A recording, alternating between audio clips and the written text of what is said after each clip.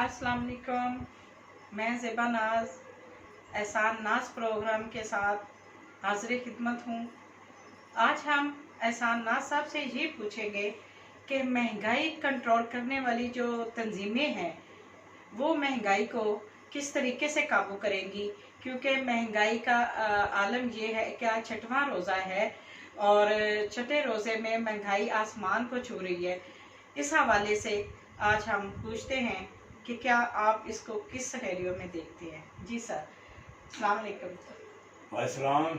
जी sir, आप बताएं हमें कि महंगाई का जो ये बुरहान चल रहा है ये किस करवट बैठेगा। ये तंजीमें जो बनाई हुई है वो इसको क्यों नहीं कंट्रोल कर सकती। बिस्मिल्लाहिर्रहमानिर्रहीम। महंगाई पे बात करते हुए हमें 3 दिन आज हो चुके हैं। हम मुसलसल महंगाई का रोना रो रहे हैं, लेकिन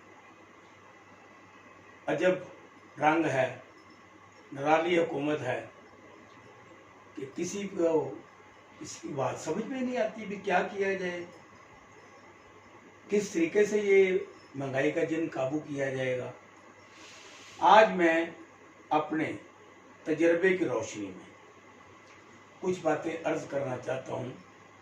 मुमकिन है कि इमरान खान साहब के दिल को लगे, बुज़दार साहब को छू जाएं और डीसी लाहौर जो कि ताकत के मंबा हैं और फैसलाबाद का घंटा घर हैं, अगर महंगाई कंट्रोल करनी उन्होंने करनी है, ज़मीनों की कीमतें मुकर्रर करनी उन्होंने करनी है, सब्जियों के रेट मुकर्रर करने उन्होंने करने हैं, लॉ एंड ऑर्डर को मेंटेन करना उन्होंने करना है, ये सैनिटाइज़र की अगर कीमत बढ़ जाए उन्होंने देखनी है, मास्क की उन्होंने कीमत 10 रुपये फिट करनी है, चाहे मास्क जो है 20 रुपये का बनता हो।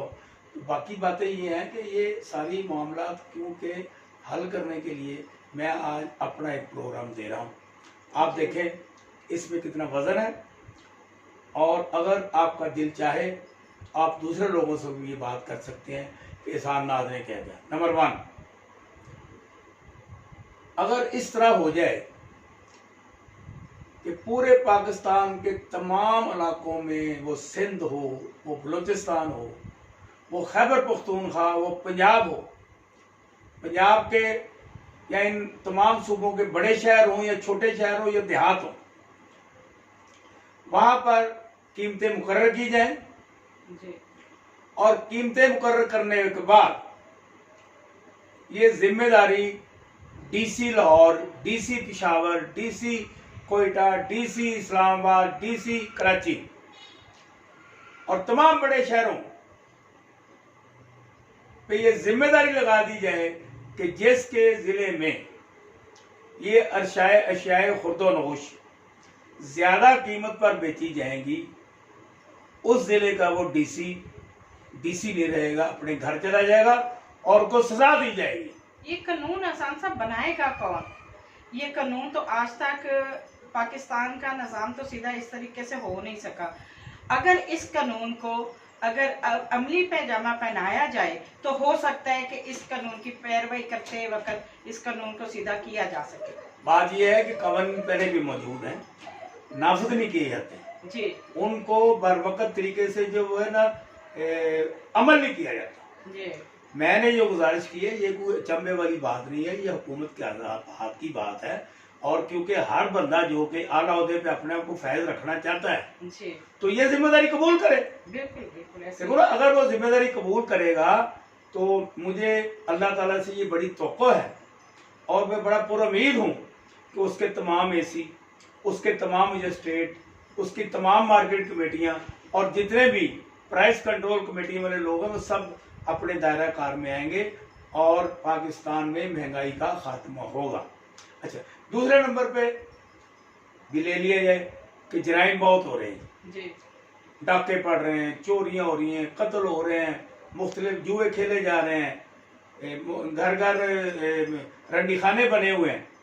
इन सब का खात्मा भी एक ही तरीका है, वो ये है कि हर इलाके का SHO यहाँ पे जराइम होंगे उसको इस पैदाइश में उसके इलाके में जराइम हो रहे हैं, उनके इलाके में मुख्तलिफ किस्म की वो चीज़ें जो नाकाबिले बर्दाश्त हैं वो हो रही हैं, तो उसको घर भेज दिया जाए। क्या कबाहत है इसमें? इसमें कोई बुरी बात नहीं है। इसी तरह ये जो मंडियां हैं या जितने बड़े बड़ी आड़तें हैं या जितने बड़े बड़े खरीदार हैं, ये चक्की मालकान हैं, राइस मिलें हैं, फ्लोर मिलें हैं, ये घी की मिलें हैं, बाकी जितने भी इदारे वो जो चीज़ें बनाते हैं, इस तरह ये गोलियां टाफियां मुख्तलिफ ये जो गंद बला जो कि जिनको खाने से बच्चे बीमार हो जाते हैं, इनके भी इन तमाम की भी कीमतें जो हैं वो मुनासिब की जा सकती हैं। लेकिन क्योंकि शुतरे बेमुहार है, पूछने वाला कोई नहीं। मैं ये कई दफ़ा ये मेरे मुशाहदे में बात आई है कि एक बोतल जो 7 अप है, RC है, कोका कोला है या मज़ीद कोई ऐसा ब्रांड है, वो बाहर गली में वो कोका कोला की बोतल बिक रही है 40 रुपए में। आप किसी बड़े प्लाजे से या बड़े VIP जगह से खरीदें वो 250 की मिल रही है। ये देखो ये अंधेर नगरी और चौपड़ राजा है। और मैंने एक दफा एक मजिस्ट्रेट से बात की, उन्होंने कहा जी कि अपनी सकत है ना खरीदें, लेकिन ये नहीं उन्होंने कहा कि उसकी जरूरत मैं भी मारता हूं छापा जाके, नथिंग। तो नाजरीन, मैंने ये जो बातें की हैं वो इस ज़माने दर्दे दिल से बड़ी मोहब्बत से की हैं ताकि इस पे अमल किया जा सके और महंगाई का जिन जो है वो काबू किया जा सके। ठीक है, इमरान खान साहब, उस्मान बुज़दार साहब बड़े दर्द में रखते हैं कि पाकिस्तान में महंगाई नहीं होनी चाहिए। ओ भाई, आप हुक्मरान हैं, आप वज़ीर आज़म हैं, वज़ीर आला हैं, इसकी तमाम तर जिम्मेदारी जो है ना वो आप पर आती है। किसी DC पर, किसी AC पर या दूसरे पर नहीं आती, क्योंकि आप जब हुक्म सादर करेंगे तो हर तरफ अच्छा ही अच्छा होगा। और बाहर बंदा ये कहेगा इमरान खान आया तब्दीली लाया, उस्मान बुज़दार आया तब्दीली लाया। जी एहसान नाज़ साहब, बहुत अच्छी डिस्कस की आपने, बहुत अवेयरनेस दी लोगों को आपने। मुझे एक सवाल आप उसका भी जवाब देते जाए।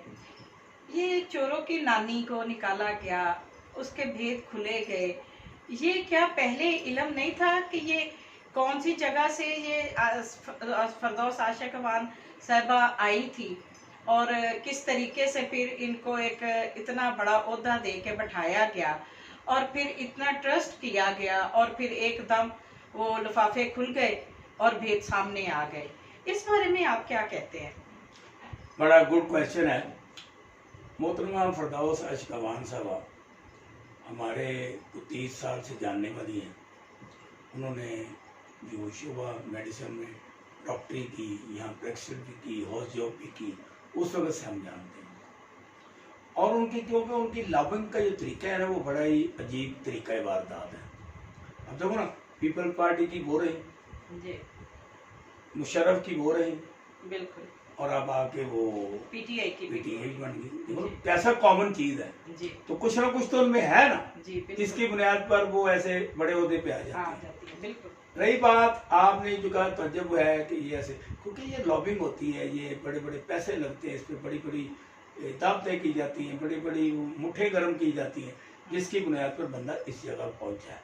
लेकिन इमरान खान, क्योंकि उनका दावा है कि मैंने करप्शन से पाकिस्तान को फ्री करना है, दावा उनका है, कोशिश है उनकी, लेकिन अभी तक वो इसमें कामयाब नहीं हो सके।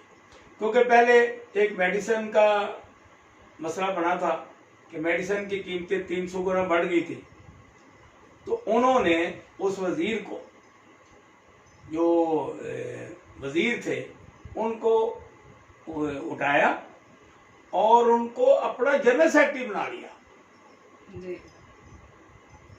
उनको अपना जनरल सेक्रेटरी बना लिया। इसी तरह मुमकिन है कि फरदौस आशिक अवान को इस ओहदे से हटाकर वो किसी और जगह पे ले जाएं, क्योंकि मैंने आज जब वज़ीर आला पंजाब सियालकोट गए हैं तो फरदौस आशिक अवान वहीं फिर रही थी, वहीं उनके साथ थी। तो अल्लाह खैर करे आगे ये माजरा क्या है, क्योंकि हमने तो ये देखा है कि इमरान खान का यू टर्न जो है ना वो हमेशा ही उल्ट गया है और उसके नतीजे अच्छे साबित नहीं हुए। थैंक यू वेरी मच एहसान साहब। इसी के साथ आज का ये हमारा प्रोग्राम इख्तिताम को पहुंचता है। कल नए सेगमेंट के साथ दोबारा हाजिर होंगे। अल्लाह आपको अपने हिस्सों मान में रखे। अल्लाह हाफिज़। जी मैं आ गई थी।